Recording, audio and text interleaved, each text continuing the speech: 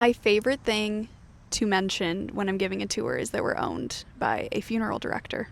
I mean, it is weird, a funeral director opening a co-working space. So, how'd you do that? It all started because of the parking lot, which is why we're sitting here.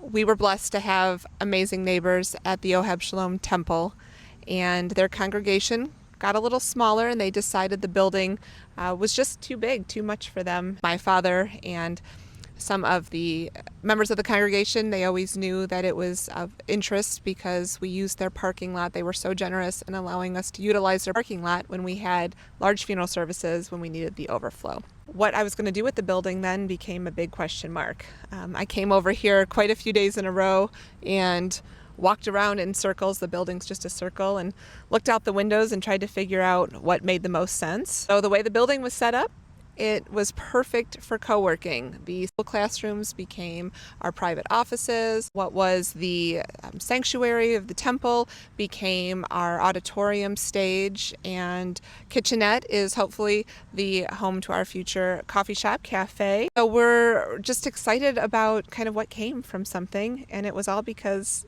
I needed to make sure I had overflow parking when I had a really big funeral service. Now there are days where there's a big service, there's an event happening at Workspace, there's an event at the Legacy Center, people are shopping at the Remembrance Center, and the whole block is jam-packed with cars. That just happened like last week. Yeah, it was crazy. It was crazy, but also awesome. Yeah. At one point I was parked down the street. I did sort of stop just past the middle of the road and looked around and was like, wow, we have built something really awesome here in Sandusky. We had people that we were servicing in so many different capacities all at once, and every building you walked into, there were legacies being built and memories being made, and it was just really sort of an impactful moment for me to look around and say, you know, wow, we've done some really cool stuff this last year. How is co-working tied into your role at Groff Family Services?